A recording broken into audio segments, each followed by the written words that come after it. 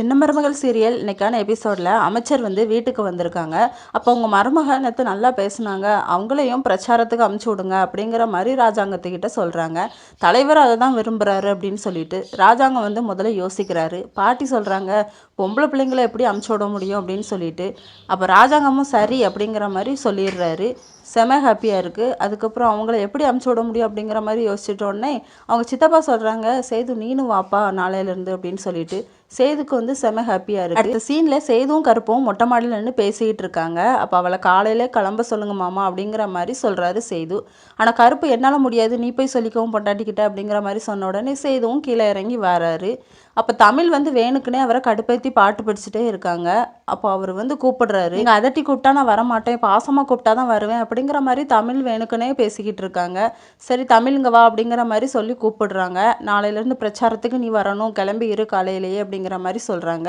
இல்லை நேற்றே மயக்க பிடிச்சி பேசினதில் எனக்கு தொண்டை வந்து ரொம்ப வலிக்குது, த்ரோட் பெயினாக இருக்குது, அதனால என்னால் வர முடியாது, பார்க்கலாம் அப்படிங்கிற மாதிரி சொல்கிறாங்க.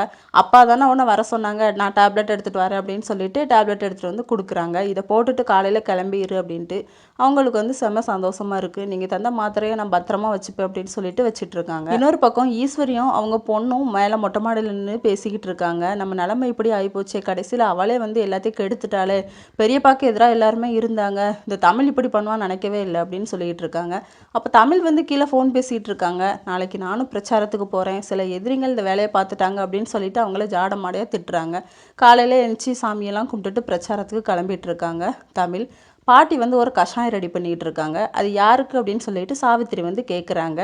நான் ஒருத்தி வெளியே குடிசை போட்டு தங்கிட்டு இருக்கால, அவளுக்கு தான் கஷாயம் ரெடி பண்ணிக்கிட்டு இருக்கேன், மாசமாக இருக்கால அதனால தான் அப்படின்னு சொல்லிட்டு இருக்காங்க. அப்போ சாவித்திரி வந்து நானே இப்போ கொண்டு போய் கொடுக்குறேன், நீங்கள் ஒன்றும் அலையாண்டாம் அப்படின்னு சொல்கிறாங்க. தாமரை கிட்ட அந்த பொடியை எடுத்துகிட்டு வாடி அப்படின்னு சொல்கிறாங்க.